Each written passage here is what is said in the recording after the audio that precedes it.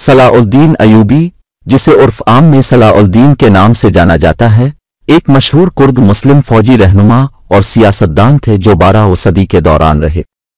وہ 1137 میں جدید عراق کے شہر تکریت میں پیدا ہوئے۔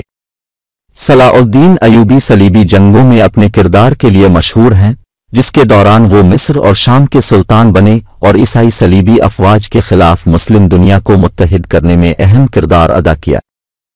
صلاح الدین نے اپنے فوجی کیریئر کا آغاز مصر کے حکمران نور الدین کے ماتحت ایک جرنیل کے طور پر کیا، جو کہ زینگد خاندان کے رہنما اور اس وقت مسلم دنیا کی ایک ممتاز شخصیت تھے۔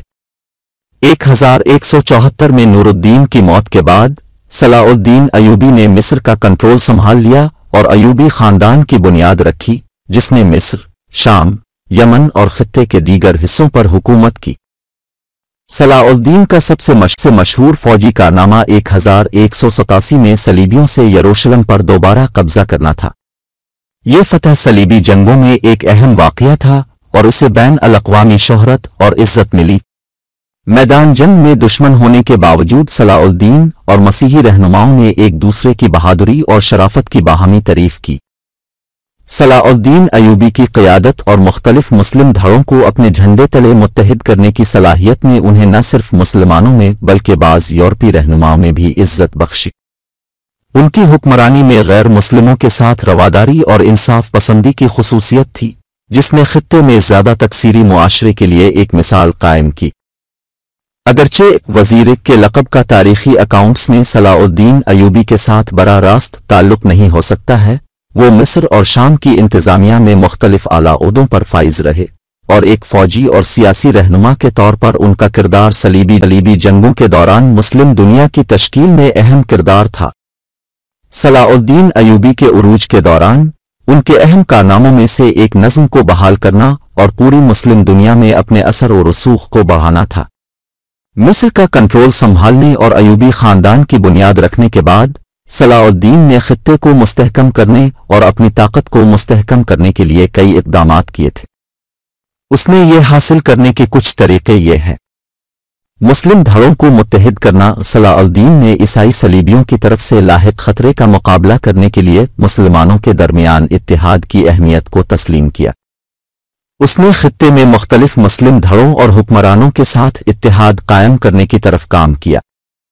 سفارت کاری اور فوجی مہمات کے ذریعے اس نے مشترکہ دشمن کے خلاف ایک مربوط محاذ بنانے کی کوشش کی۔ فوجی مہمات۔ صلاح الدین ایک ماہر فوجی حکمت عملی ساز تھا اور اس نے اپنے اثر و رسوخ کو بڑھانے اور اپنے زیر کنٹرول علاقوں کو محفوظ بنانے کے لیے متعدد کامیاب مہمات کی قیادت کی۔ اس نے صلیبی حملوں کے خلاف نہ صرف مصر اور شام کا دفاع کیا بلکہ صلیبیوں کے زیر قبضہ کلیدی شہروں اور علاقوں جیسے کہ یروشلم پر دوبارہ قبضہ کرنے کے لیے کارروائیاں شروع کی۔ یروشلم پر دوبارہ قبضہ۔ صلاح الدین کا سب سے مشہور کارنامہ 1187 میں صلیبیوں سے یروشلم پر دوبارہ قبضہ کرنا تھا۔ اسٹریٹجک تدبیروں اور فیصلہ کن فتوحات کے ایک سلسلے کے بعد وہ مقدس شہر کو واپس لینے میں کامیاب ہوا۔ یہ ایک اہم واقعہ ہے جس نے مسلم دنیا میں اس کی بڑی تعریف اور احترام کیا۔ منصفانہ حکمرانی۔ صلاح الدین اپنی منصفانہ حکمرانی کے لیے جانا جاتا تھا، یہاں تک کہ غیر مسلموں کے لیے بھی۔ یروشلم کی فتح کے بعد اس نے عیسائی باشندوں کو پرامن طور پر نکلنے کی اجازت دی اور ان کے محفوظ راستے کو یقینی بنایا۔ حکمرانی کے بارے میں ان کے احسان مندانہ انداز نے انہیں بہت سے لوگوں کی حمایت اور وفاداری حاصل کی، چاہے ان کے عقیدے سے قطع نظر۔ رواداری اور تکثیریت۔ صلاح الدین نے مذہبی رواداری کی پالیسی کو اپنایا جو اس وقت کے لیے غیر معمولی تھی۔ اس نے عیسائیوں اور یہودیوں کو اپنے عقائد پر عمل کرنے کی اجازت دی اور ان کے مقدس مقامات کی حفاظت کی۔ اس نقطہ نظر نے نہ صرف تحفظ اور بقائے باہمی کے احساس کو پروان چڑھایا بلکہ اسے اپنے مخالفین سے عزت بھی حاصل کی۔ اداروں کو مضبوط کرنا۔ صلاح الدین نے اپنے علاقوں میں انتظامی اور عسکری اداروں کو مضبوط کرنے پر کام کیا۔ اس نے قابل حکام کو مقرر کیا اور وفاداری کا صلہ دیا، جس سے استحکام اور نظم و نسق برقرار رکھنے میں مدد ملی۔ سفارت کاری اور مذاکرات۔ صلاح الدین کی توجہ صرف فوجی فتوحات پر نہیں تھی، वो जंग बंदी और मुआहिदों को कायम करने के लिए सलीबी रहनुमाओं और यूरोपी बादशाहों के साथ सिफारती मुज़ाकरात में मसरूफ रहा। इन सिफारती कोशिशों ने कशीदगी को कम करने और निस्बतन अमन के अदवार पैदा करने में अहम किरदार अदा किया। इन मुख्तलिफ इक़दामात के ज़रिए सलाउद्दीन अयूबी काफ़ी हद तक मुस्लिम दुनिया को मुत्तहिद करने और खित्ते में अपना असर और रसूख बढ़ाने में कामयाब हुए। इस दौरान उनकी क़यादत और कारनामों ने उन्हें न सिर्फ एक फ़ौजी कमांडर के तौर पर बल्कि बहादुरी, रवादारी और मुदब्बराना सलाहियतों की अलामत के तौर पर तारीख़ में एक नुमाया मकाम हासिल किया। सलाउद्दीन अयूबी के उरूज के दौरान उनको जिन अहम चैलेंजों का सामना करना पड़ा उनमें से एक जंगद खतरा था। नूरुद्दीन और उसके जानिशीनों की क़यादत में जंगद ख़ानदान ने एक वसी इलाके पर कंट्रोल किया जिसमें शाम, इराक और दीगर इलाके शामिल थे। नूरुद्दीन मुस्लिम दुनिया में एक ताकतवर और काबिल एहतराम हुक्मरान था और उसके ख़ानदान ने सलाउद्दीन के मुस्लिम सरजमीन को उसकी हुक्मरानी में मुत्तहिद करने के अज़ाइम की राह में एक मुमकिना रुकावट खड़ी कर दी। नूरुद्दीन अपनी ताकत को कामयाबी के साथ मजबूत करने और खित्ते में मुख्तलिफ मुस्लिम धड़ों को मुत्तहिद करने के बाद मुस्लिम दुनिया की एक नुमाया शख्सियत बन गया था। वो क़दामत पसंद सुन्नी इस्लाम को जिंदा करने की कोशिशों और सलीबियों के खिलाफ जिदोजहद के लिए उनकी हिमायत के लिए जाना जाता था।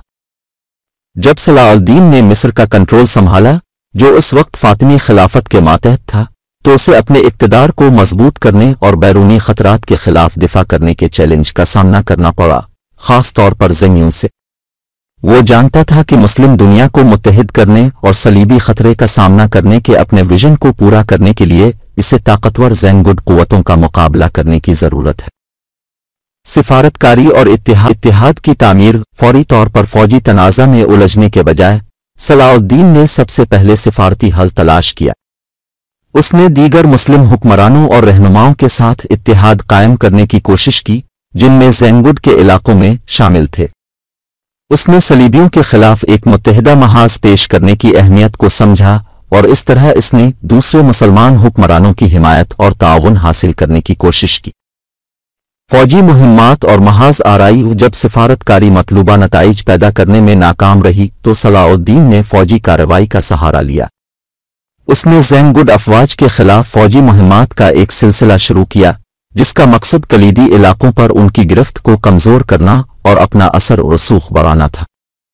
ये मुहिम्मात चैलेंजिंग थी क्योंकि ज़ैनगुड ज़बरदस्त मुखालिफ थे, लेकिन सलाउद्दीन की अस्करी सलाहियत और तज़वीराती ज़हानत ने इसे कई काबिल ज़िक्र फतूहात हासिल करने में मदद की। ज़ैनगुड्स के साथ सलाउद्दीन के तसादुम में सबसे अहम मोड़ 1175 में हमा की जंग में इसकी फतह थी। इस जंग ने मिस्र पर सलाउद्दीन के कंट्रोल को मजबूत किया और इसे खित्ते में अपने असर और रसूख को मजीद बढ़ाने की इजाज़त दी। बिलाखिर सलाउद्दीन की ज़ैनगुड खतरे का मुकाबला करने की कोशिशें कामयाब हुईं।